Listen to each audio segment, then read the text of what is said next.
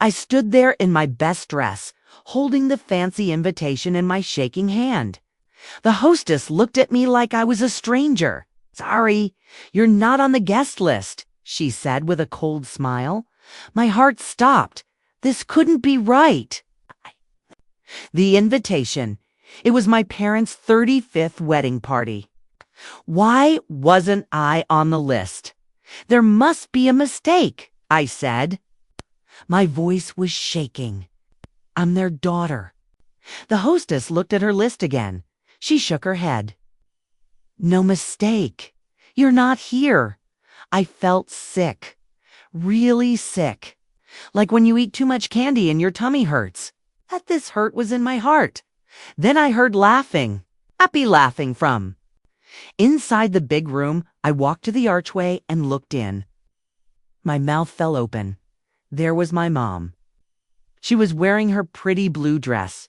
She was laughing and clapping her hands. Next to her sat my dad in his best suit. He looked so happy, but that's not what made me feel like crying. Around the table sat my brother Mike, my sister Jenny, my Aunt Lisa, who always gave me birthday cards, my Uncle Bob, who taught me to ride a bike. Even Mrs. Peterson from next door was there. She was eating cake and smiling big. They were all there.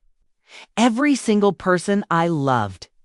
Every person who said they loved me too. Everyone except me. I counted the seats. 1, 2, 3, 12 people. But there were only 12 chairs, not 13. They didn't even have a chair for me. This wasn't a mistake where they forgot to put my name on a list. This was planned. They planned a party without me. My dad looked up for just 1 second. Our eyes met. I saw something in his face. Was it shame? Was it guilt? I couldn't tell. But then he looked away fast, really fast. Like he was scared to look at me. That's when I knew. This wasn't a mistake. This wasn't an accident. They did this on purpose. My own family. The people who were supposed to love me most in the whole world. They threw a big party and left me out. Not by accident, on purpose. I stood there watching them laugh and eat cake.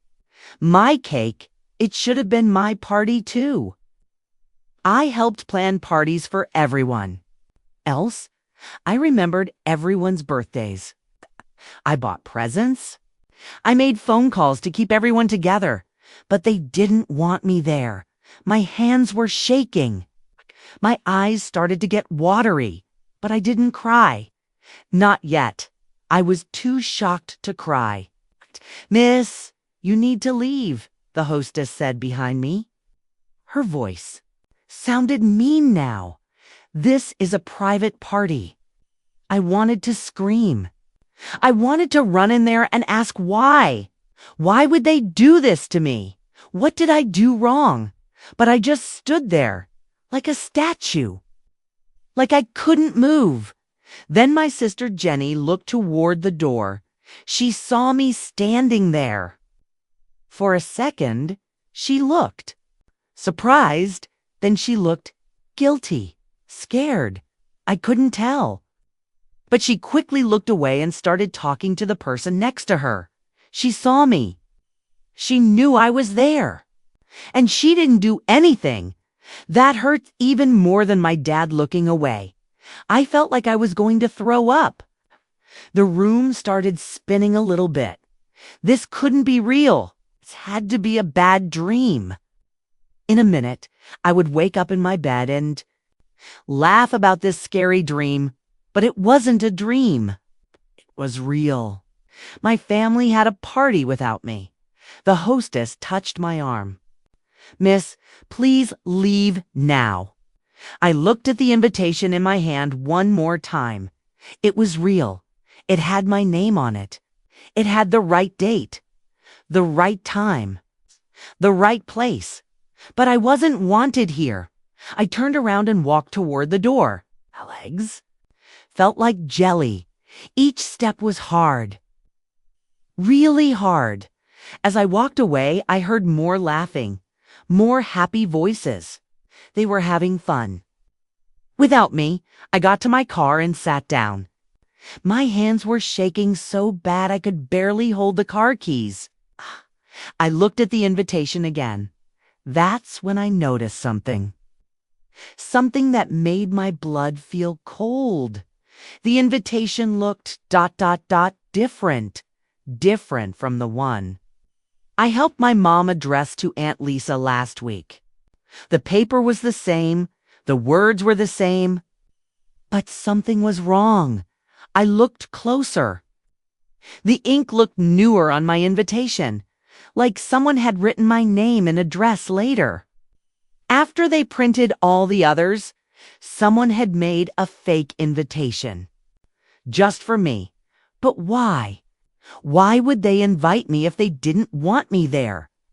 I sat in my car for a long time, thinking, trying to understand. My brain felt like mush. Like when you have a really hard math problem and you can't figure it out, then it hit me like a big truck. They wanted me to know. They wanted me to see that I wasn't invited. They wanted me to feel this pain, this horrible, awful pain of being left out. This wasn't just forgetting about me. This was mean, which was cruel. But why? What did I do to deserve this? I started my car and drove home. The whole way I kept thinking about all the things I had done for my family. All the times I helped. All the times I cared. Last month I planned my brother's birthday party. I called everyone. I bought decorations. I made sure everyone came. 2 months ago, I drove 4 hours to visit my aunt when she was sick. I brought her soup and medicine. 3 months ago, I organized the family Christmas party. I bought presents for everyone. I cooked food. I cleaned the house. I was always the one who remembered, the one who cared, the one who made sure our family stayed together. And this is how they paid me back. When I got home, I sat on my couch. I was still wearing my pretty dress. The one I picked out special for the party. The one I thought would make my parents proud. I felt so stupid, so embarrassed, so hurt. But then I got angry. Really, really angry. I walked to my closet and pulled out a big box. Inside were photos. Lots and lots of photos from all the family parties I had planned. All the birthdays I had organized. All the times I had brought everyone together.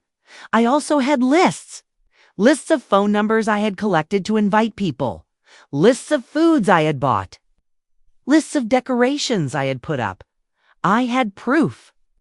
Proof of everything I had done for this family. Everything they were now pretending didn't matter. But I had something else too. Something they didn't know about. Something that was going to change everything. I looked at my phone. There were 17 missed calls, all from family members. From people who were at that party. They knew I had seen them. They knew I knew. Now they were scared. But they had no idea what I was about to do. I smiled for the first time all night. It wasn't a happy smile. It was the smile of someone who had a secret. A big, important secret. My family thought they had one. They thought they had hurt me, and that was the end of it. But they were wrong. So very wrong. This wasn't the end. This was just the beginning. The next morning, my phone was buzzing like a mad bee. Ring, ring, ring. All morning long, I didn't answer. Not even once. I sat at my kitchen table with my coffee and my big box of memories. Photos everywhere. Lists everywhere. Like a detective trying to solve a mystery. But this mystery was about my own family. Asterisk. I picked up a photo from last Christmas. There I was, wearing a big smile and a red dress. I was holding a cake I had made. Behind me was the Christmas tree I had bought and decorated. Around me were all the family members I had invited. My mom was hugging me in the photo. "Thank you for making this so special," she had said that day. "You're such a good daughter. Such a good daughter." I laughed, but it wasn't a happy laugh. It was a bitter laugh. Like when you bite into a cookie and it tastes bad. My phone rang again. This time it was my mom calling. I stared at her name on the screen. Part of me wanted to answer. Part of me wanted to yell and scream and ask her why. Ah! But I didn't pick up. Instead, I kept looking through my photos. Here was my brother's birthday party from last year. I had spent 3 days cooking all his favorite foods. I had invited 30 people. I had bought decorations and an expensive present in the photo. He was blowing out candles on a cake that said, "Happy 25th birthday, Mike." I was standing right behind him, lighting the candles. "You're the best sister ever," he had told me that night. "I don't know what I'd do without you. I don't know what I'd do without you." More lies. Lies. My phone buzzed with a text message. It was from my sister Jenny. "Hey, where are you?" "Mom is worried. Call me back." I stared at the message. Yesterday, she saw me at that door. She saw me get turned away. She saw how hurt I was, and she did nothing. Now she was worried. I put my phone face down and kept looking through my box at the bottom. Under all the photos and lists, I found what I was looking for. A small notebook with a red cover. I had forgotten about this notebook until last night. I opened it up. Inside were notes. Lots of notes. Things I had written down over the years. Things my family had said. Things they had done. I flipped to a page from 6 months ago. Mom called today. She said she was proud of me for keeping the family together. She said Dad always tells people what a caring daughter he has. I turned the page. Jenny asked me to help plan her engagement party. She said I was the only one who could make it perfect. She said she trusted me more than anyone. Page after page of nice words, kind words. Words that made me feel loved and important. All lies, then. I found the page I was really looking for. The page I had written just 2 weeks ago. Helped Mom address invitations for the anniversary party. She seemed nervous, kept checking her phone. When I asked if she needed help with anything else, she said no really fast, like she was hiding something. I remembered that day now, really clearly. Mom had been acting weird. Really weird. I had offered to help her plan the whole party. I always plan the parties, but she said no. She said she wanted to keep it simple this time. Keep it simple. That was code for keep you out. My phone rang again. This time it was my dad. I looked at his name on the screen. The dad who taught me to ride a bike. The dad who came to all my school plays. The dad who said he was proud of me. The same dad who looked away when he saw me at the door yesterday. I didn't answer his call either. Instead, turned to a new page in my notebook and started writing. Things that don't make sense about the anniversary. Party, I wrote down everything I could think of. Why didn't they ask me to help plan it? I always helped plan everything. Why did Mom seem nervous when addressing invitations? Why was my invitation different from the others? How did they get my invitation delivered if I wasn't on the guest list? That last question made me stop writing. That was a really good question. I looked at my invitation again. It was delivered to my mailbox yesterday morning. But if they didn't want me at the party, why send me an invitation at all? Unless they wanted me to show up and get embarrassed. My hands started shaking again. Not from sadness this time, from anger. Hot, burning anger. They planned this. All of it. The fake invitation. The hostess who would turn me away. The moment when I would see them all together without me. They wanted to hurt me on purpose. But why? I thought about the last few months. Had I done something wrong? Had I said something mean? Had I forgotten something important? I couldn't think of anything. Nothing at all. My phone buzzed with another text. This time from my Uncle Bob. Sweetie, your mom told us what happened. There was a mix-up with the guest list. Can you call me? I laughed out loud. A real laugh this time. Not bitter. Just amazed at how dumb they thought I was. There was no mix-up. I had proof now. Real proof. I got up from my table and walked to my computer. I sat down and started typing. Dear family, I wrote. Then I stopped. What was I going to say? How do you tell people you love that you know they betrayed? You?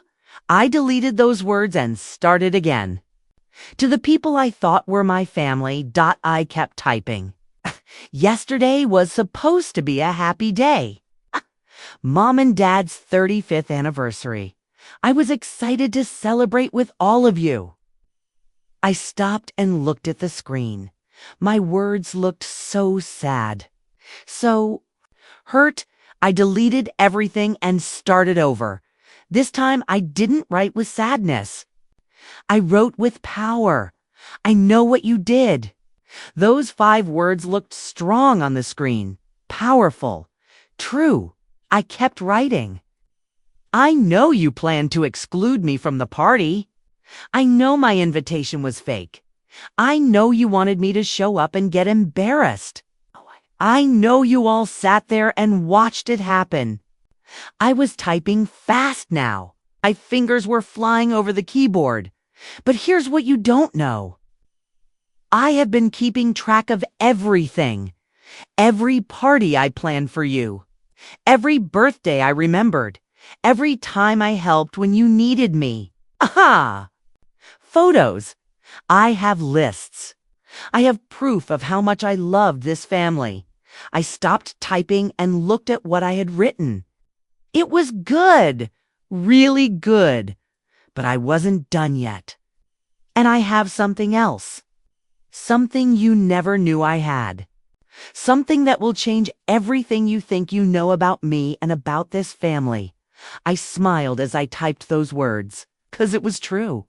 I did have something else. Something big. Something that would shock them even more than they had shocked me. I saved the email, but didn't send it yet. Not yet. First, I needed to get ready. I needed to gather everything I had, all my proof, all my evidence, because tomorrow I was going to do something that would change our family forever. My phone rang again, another family member wanting to explain what happened. I turned my phone off completely. Let them wonder. Let them worry. Tomorrow they would find out that the daughter they thought they could hurt and embarrass was much stronger than they ever imagined. Tomorrow, they would learn what happens when you mess with someone who has been keeping secrets, big secrets, dangerous secrets that could destroy everything they thought they knew about our perfect little family. I went to my closet and pulled out a small metal box. Inside was a key to a safety deposit box at the bank, a safety deposit box full of things my family never knew. I had things that would change everything. I held the key in my hand and smiled. They had no idea what was coming, no idea at all. The next morning, I woke up early, really early. The sun wasn't even up yet, but I couldn't sleep anymore. Today was the day everything would change. I got dressed in my best clothes, not because I wanted to look pretty, but because I wanted to look strong, powerful, like someone you don't mess with. I drove to the bank as soon as it opened. The lady behind the counter smiled at me. "Good morning. How can I help you?" "I need to get into my safety deposit box," I said. She led me to a small room with lots of metal boxes on the walls. I put my key in box number 247, the same box I had been putting things in for 5 years. Things my family never knew about. Inside the box were folders. Lots of folders. Each one had a name written on it in my neat handwriting. Mom, Dad, Mike. Jenny, Uncle Bob, Aunt Lisa. I had been collecting information about my family for a long time. Not because I wanted to hurt them, but because I wanted to protect myself. You see, my family had a secret. A big, ugly secret that they never talked about, but I knew about it. I had always known I was adopted, but that's not the secret. Lots of families have adopted kids. The secret was WHY I was adopted. I opened the folder marked Mom and Dad. Inside were papers. Official papers from the government. Papers that told the real story of Sarah and Tom Mitchell, my parents. They couldn't have kids of their own. They tried for 10 years. They spent all their money on doctors and treatments. Nothing worked, so they adopted me when I was a baby. But here's the part. They never told anyone. They were only supposed to take care of me for a little while. Just until my real mom could get better and take me back. But my real mom never got better. She died when I was 3 years old. That's when Sarah and Tom could have given me back too. The government. But they didn't. They kept me. Not because they loved me, but because they were getting money. Lots of money. I pulled out a bank statement from the folder. Every month for the past 22 years, money had been put into their account. Money from my real mom's family. Money that was supposed to take care of me, but they never spent that. Money on me. They spent it on themselves, on their house, on their cars, on fancy trips. They had been stealing my money my whole life. But that's still not the biggest secret. I opened another paper. This one made my hands shake every time I read it. My real mom had been rich. Really, really rich. And when she died, she left everything to me. All her money, all her houses, her businesses. I was supposed to get all of it when I turned 20-5. Next week. I would turn 20-5. Sarah and Tom knew this. They had always known. That's why they kept me all these years. They were waiting for me to turn 25 so they could trick me into giving them all my real mom's money. But I had found out about it 5 years ago. I had been preparing ever since. I put all the folders into a big bag and left the bank. Now it was time for the family meeting I had planned. I had sent a text to everyone last night. Family meeting at Mom and Dad's house at 2 p.m. Everyone must be there. It's about the anniversary party. They all said they would come. Of course they would. They thought I was going to cry and beg them to love me again. They were wrong. When I got to my parents' house, all the cars were already there. Mike's red car, Jenny's blue truck, Uncle Bob's white van, Aunt Lisa's black car, everyone who had been at the party. Everyone who had watched me get turned away. I walked up to the front door. I didn't knock. This was my house too. At least, it was bought with my money. I opened the door and walked into the living room.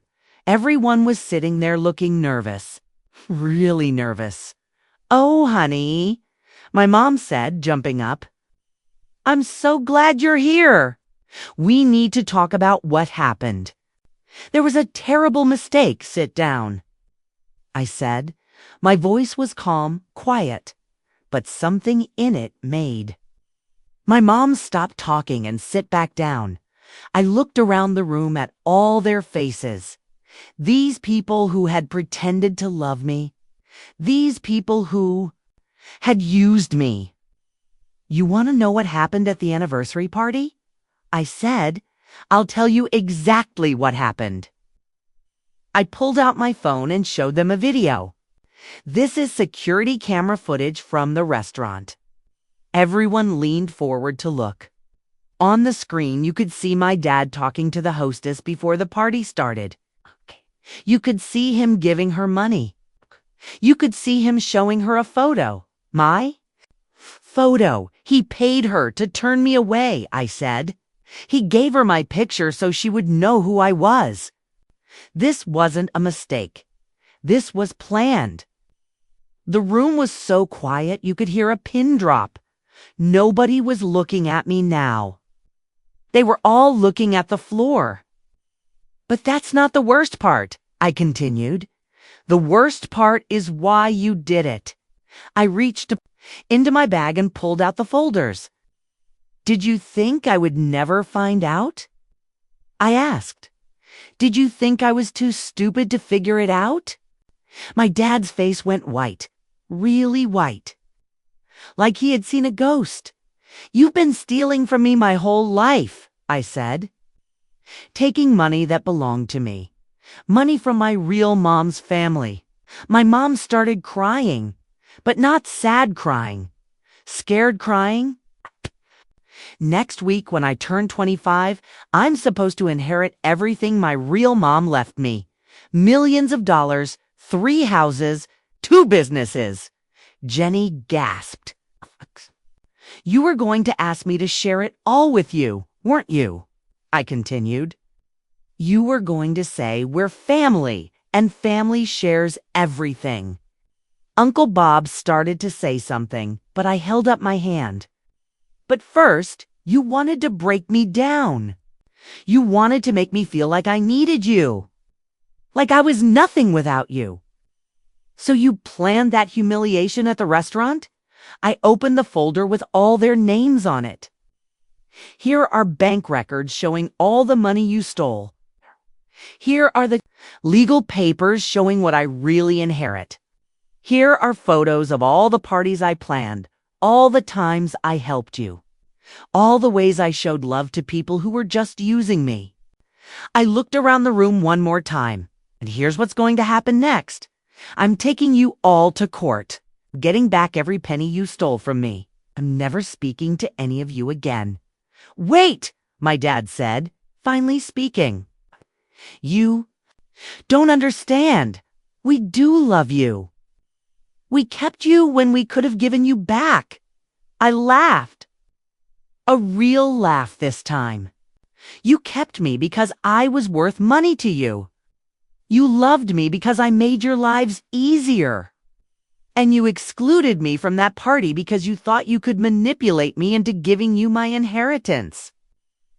I zipped up my bag and walked toward the door. "But here's the twist you never saw coming," I said, turning back to face them. "I'm not just taking back what's mine. I'm also taking back what you think is yours." I pulled out one more paper from my bag. "This house, the one you've lived in for 15 years, it was bought with my money. The money from my real mom's family. According to the law, it belongs to me." The room exploded. Everyone started talking at once, yelling, crying, arguing. But I just smiled and kept talking. "Your cars, bought with my money. Your furniture, my money. Those fancy vacations you took every year, my money." I opened the front door. "You have 30 days to move out. My lawyers will be in touch. Please." My mom screamed. "We're your family. We raised you. I stopped in the doorway and looked back at her. Family doesn't steal from each other. I said, family doesn't lie to each other. And family doesn't humiliate each other at anniversary parties. We can fix this. Jenny said, we can make it right. You had 22 years to make it right, I said. Instead, you chose to use me, and then throw me away when you thought you were done with me. I walked out the door and got in my car. Through the window, I could see them all standing on the porch, watching me leave. 6 months later, I was living in one of the houses my real mom left me. It was beautiful, big and bright with a garden full of flowers. The court case was over. I had won everything. The judge said it was one of the worst cases of family theft he had ever seen. My fake family had to pay back every penny they stole, plus interest, plus punishment money. They lost their house, their cars, and most of their savings. Uncle Bob and Aunt Lisa had to get new jobs. Mike and Jenny had to move back in with their parents in the tiny apartment they could afford now. Sarah and Tom, I don't call them Mom and Dad anymore, had to sell everything they owned. But the best part wasn't the money I got back. The best part was the family I found. My real mom had a sister, Aunt Maria. She lived in California with her 3 kids, my real cousins. They had been looking for me for years. When I called Aunt Maria and told her who I was, she cried happy. Tears, real tears, not fake ones. We never forgot about you, she said. We tried to find you, but Sarah and Tom kept moving and changing their names. We never gave up hope. Last month, I flew to California to meet them. For the first time in my life, I felt like I belonged somewhere. These people looked like me. They talked like me. They laughed at the same jokes I did. They didn't want my money. They just wanted me. This morning, I got a letter in the mail. It was from Sarah, the woman who pretended to be my mom for 22 years. Dear Emma, it said, I know you hate us now. I know we hurt you badly, but please believe that we did love you in our own way. We made terrible choices because we were scared and greedy, but the love was real, even if everything else was fake. Can you ever forgive us? I read the letter 3 times. Then I walked to my fireplace and threw it in the fire. Some people might say I should forgive them. Some people might say family is family, no matter what. But those people never had their whole life built on lies. They never had the people they trusted most steal from them and then try to humiliate them. I don't hate Sarah and Tom and the rest of them anymore. Hate takes too much energy. But I don't forgive them either. I just don't think about them at all. Instead, I think about my real family. The one that loves me without wanting anything back. The one that includes me in everything. The one that would never, ever leave me standing at a door, holding an invitation to a party I wasn't really invited to. Sometimes the family you're born into isn't your real family. Sometimes your real family is the one you find when you're brave enough to walk away from the fake one it's getting free. Drop your thoughts in the comments below. Did I get what I deserved, or did I go too far? Please hit the like and subscribe button. Until next time, bye for now.